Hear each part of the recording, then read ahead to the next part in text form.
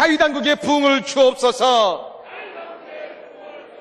주여 다윗 왕국의 부흥을 주옵소서. 우리 교회와 가정 그 일터 가운데 위대한 그리스도의 부흥이 말 줄로 믿습니다. 아멘. 옆상 인사합니다. 성도사님 안녕하십니까? 안녕하십니까? 예, 반갑습니다. 반갑습니다. 할렐루야. 예, 좋은 날입니다.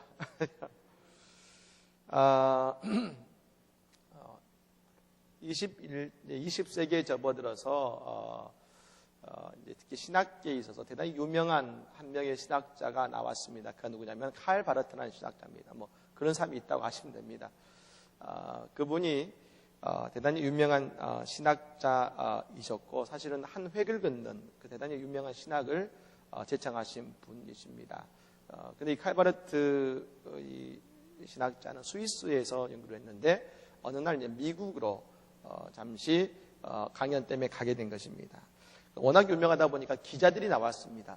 기자들이 나와서 이 칼 바르트 교수님의 인터뷰를 하는데 한 기자가 묻습니다. 당신이 평생 동안 신학을 연구해서 세계적인 신학자가 되었는데 당신이 발견한 가장 위대한 신학은 무엇입니까? 라고 물었습니다. 그때 이 칼 바르트라는 그 유명한 이 신학자가 뭐라고 대답했냐면 이렇게 합니다. 하나님이 나를 사랑하셨습니다. 성경에 그것이 기록되어 있다는 사실이 내가 발견한 가장 놀라운 사실입니다. 이렇게 대답하면서 이 노래를 불렀습니다. 날 사랑하신 날 사랑하신 날 사랑하신 성경에 써있네. 할렐루야. 예. 위대한 신학자가 발견한 위대한 사실이 뭐냐? 하나님은 나를 사랑하신다는 사실이 성경에 쓰여있음을 발견한 것입니다. 여러분 이 밤에 하나님이 나를 사랑하십니다.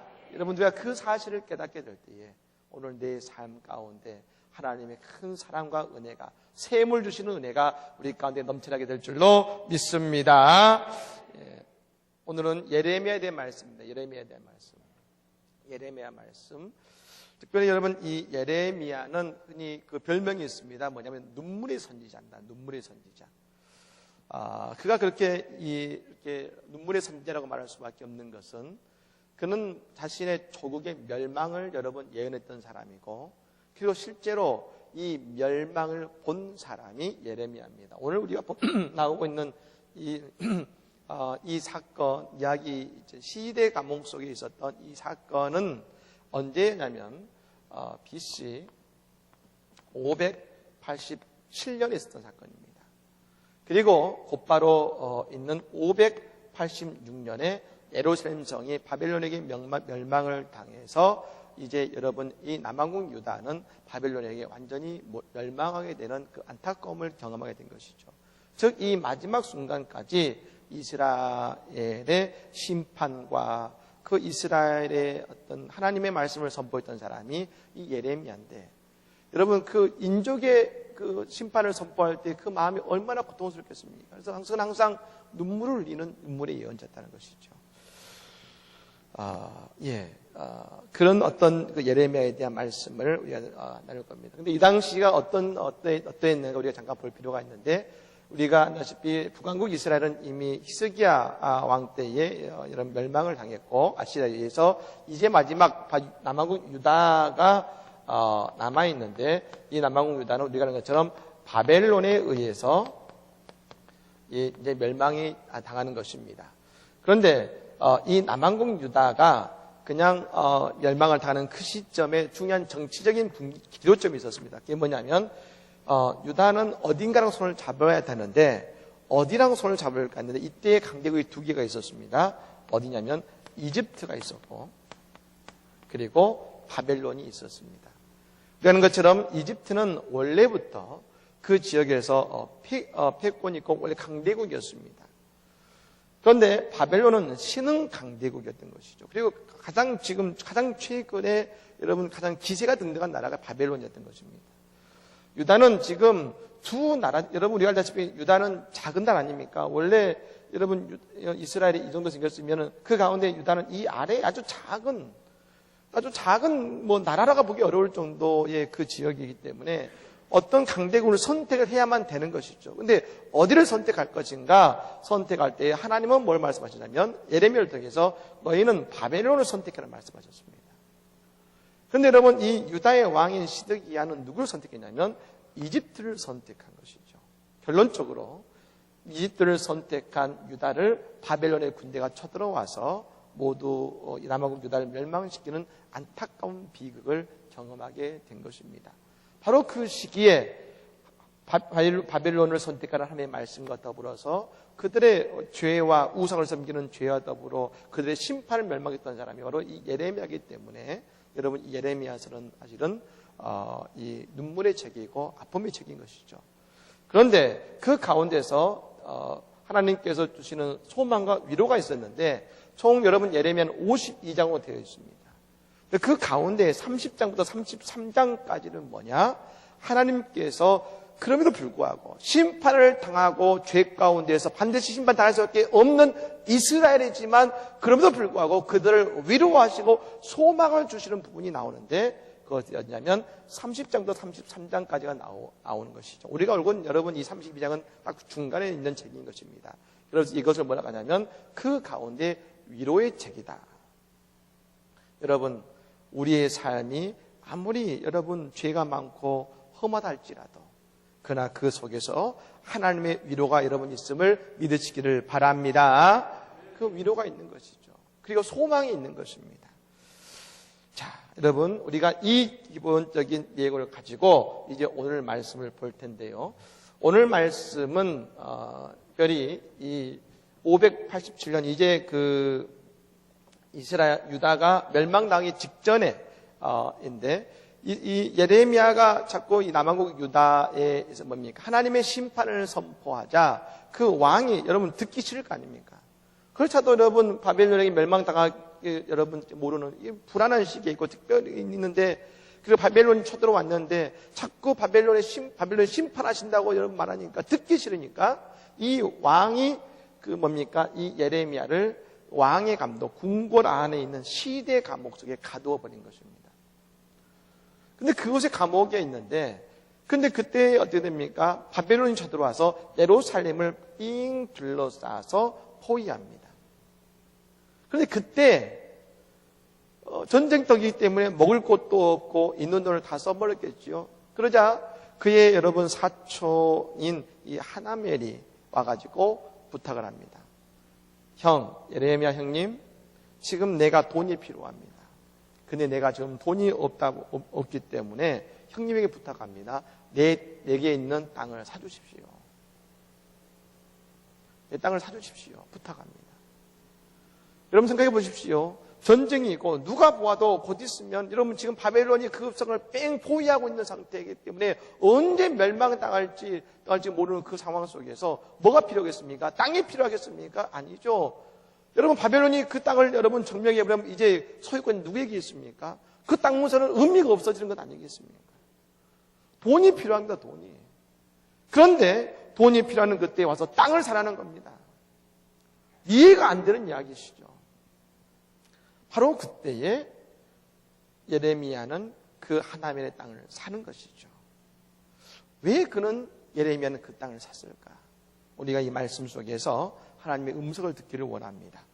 첫 번째입니다. 여호와의 말씀이 임하였고, 한번 따라해 볼까요? 여호와의 말씀이 임하였고, 여호와의 말씀이 예레미야에게 임하였고, 여호와의 말씀이 오늘 나에게 임하였고, 믿으십니까? 여러분, 이 예레미야서는 물론 심판을 선포하고 있는데 한 가지 특징이 있습니다. 그것은 뭐냐면 여호와의 말씀이 예레미야에게 임하였고라는 말이 그 안에서 몇 번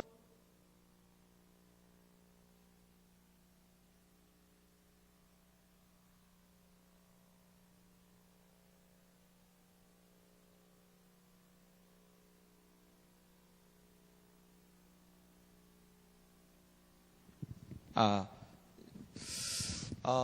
번 쓰였냐면 여러분 40번 쓰고 있습니다. 총 52장 속에서 40번을 쓰고 있고 그뿐 아니라 여기에 뭡니까? 이 안에 여호와께서 말씀하시니,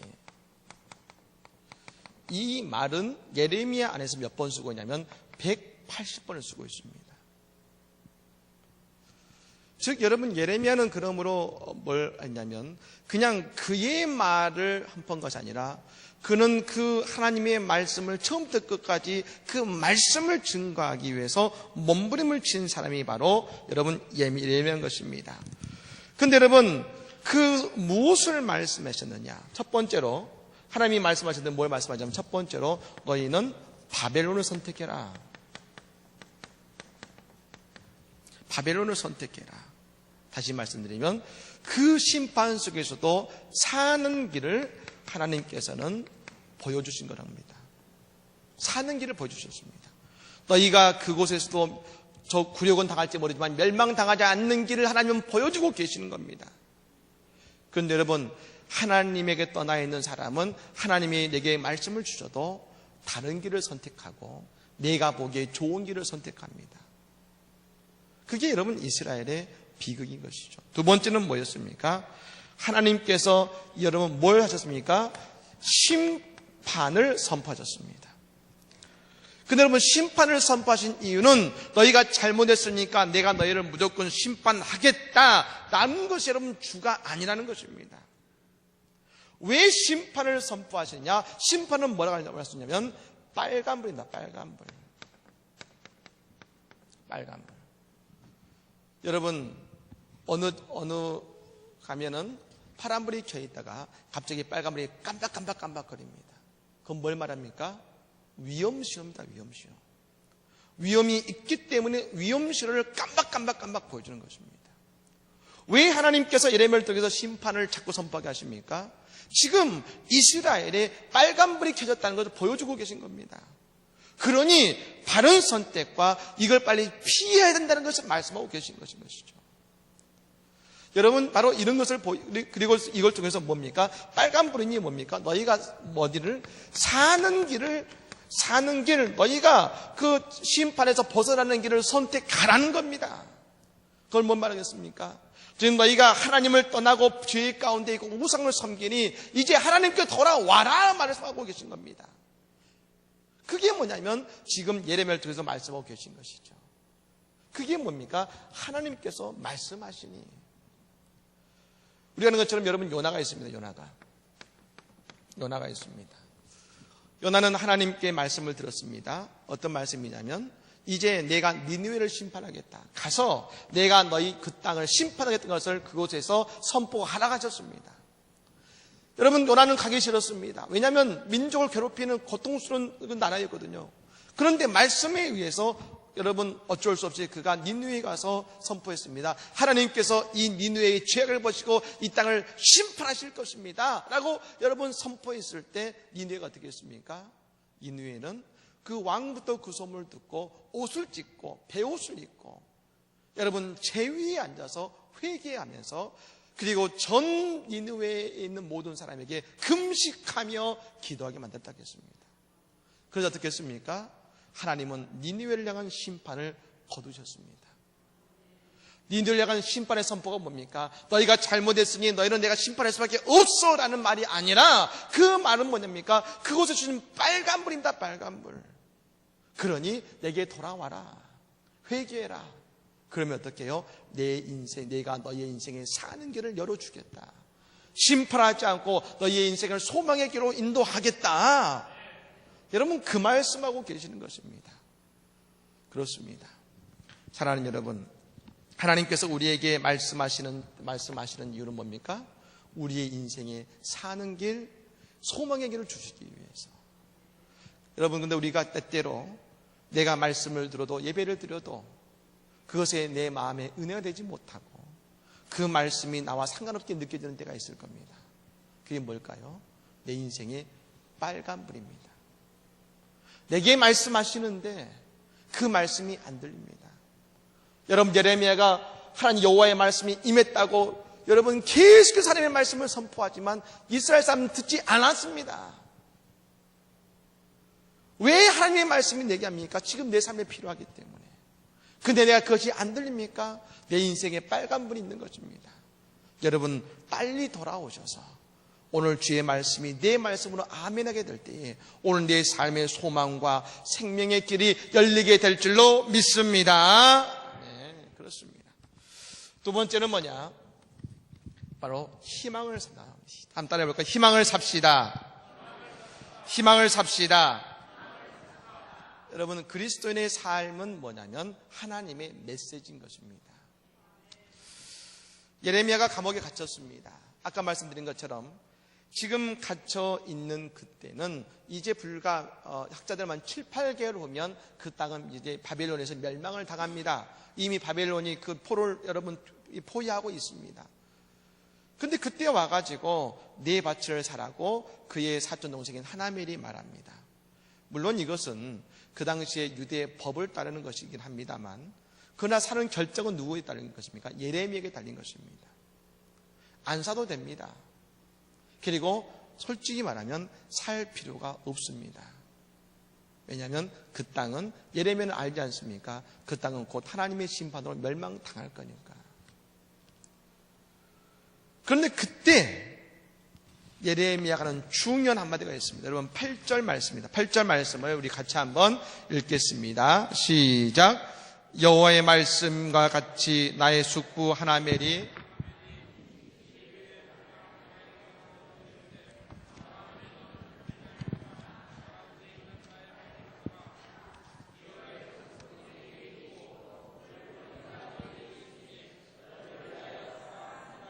내가 이것이 여호와의 말씀인 줄 알았으므로 아멘. 믿으십니까? 그러니까 이 말씀이 중요합니다. 뭡니까? 내가 이것이 여호와의 말씀인 줄 알았으므로. 내가 이것이 여호와의 말씀인지 알았으므로. 인간적으로 보면 예레미야는 손해보는 것입니다. 인간적으로 보면 아니 전쟁 중이지만 그래도 그냥 집에 있는 사람을 찾아와서 내 밭을 사라면 그나마 여러분 어떻게 볼지 모르겠습니다만 아니 감옥에 갇혀서 아무것도 못하는 사람에게 와서 밭을 사라면 여러분 그 사람이 염장 지르는 것도 아니고 그게 뭡니까? 그런데 오늘 예레미야는 그 속에서 그걸 뭘 보았습니까? 이것이 여호와의 말씀인 줄 알았으므로. 우리에게 중요한 것은 내게 있는 억울함이나 안타까움이 아닙니다. 오늘 내게 중요한 것은 뭐냐? 그 속에서도 우리는 하나님의 말씀을 들을 수 있느냐 없느냐가 중요하다는 것입니다. 내가 아무리 억울하고 내가 아무리 고통스럽고 내가 아무리 빛이 없는 곳에 있는 것 같지만 그 속에서 지금 내게 말씀하시는 하나님의 음성을 들을 수 있느냐 없느냐가 오늘 내 처지의 인생의 방향을 결정하는 것입니다. 오늘 예레미야는 어땠습니까?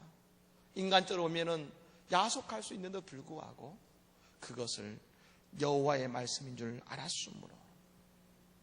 사람이 어둠에 있는 것이 중요한 것이 아닌 것이죠. 내 길에 주의 말씀이 등이 되면 내가 그곳에서 여러분 소망을 노래할 수 있는 것을 믿으시기를 바랍니다. 어둠에 중요한 것이 아니라 내게 빛으로 다가오는 그 말씀이 있느냐가 중요한 것입니다. 오늘 예레미야는 그 속에서 나를 향한 은혜의 말씀을 붙잡았습니다. 그게 뭡니까? 땅을 사라는 겁니다.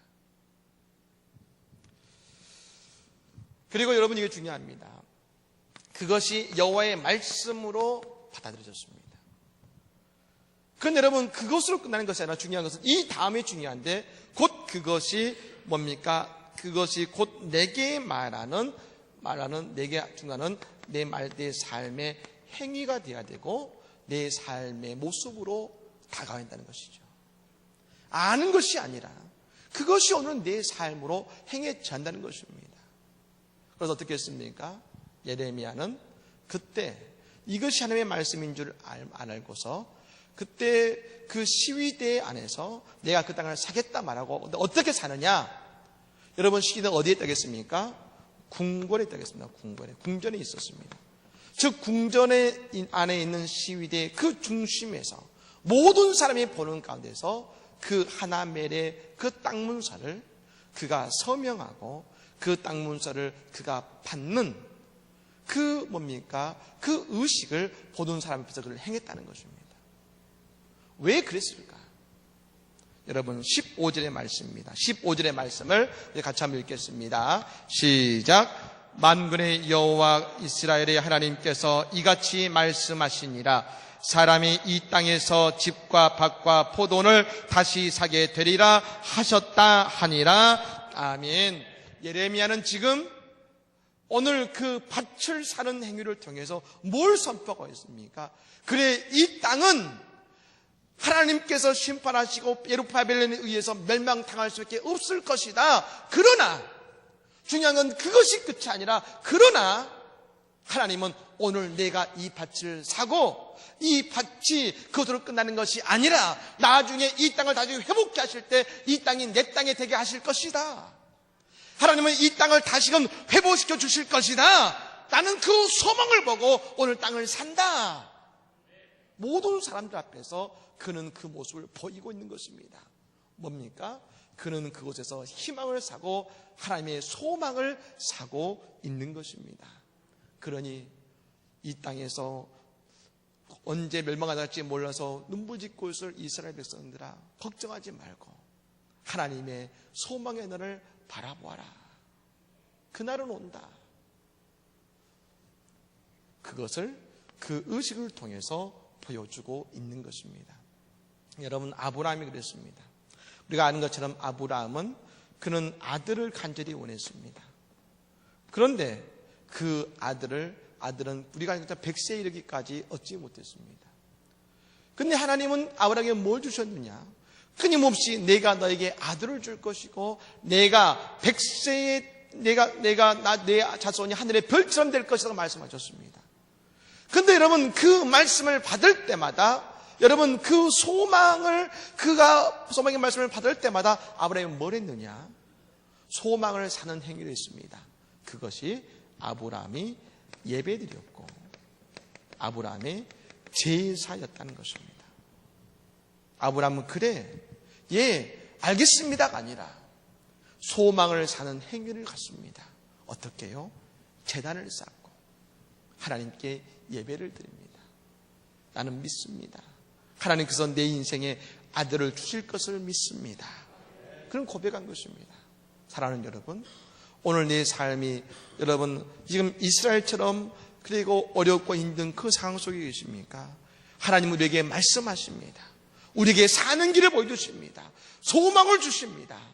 여러분 그 소망을 주신 말씀으로 받아들이고 오늘 예레미야처럼 소망을 사시기를 바랍니다. 희망을 사시기를 바랍니다. 아브라함처럼 예배함을 통해서 내 삶의 소망을 주시는 믿음의 의식이 있기를 간절히 바랍니다.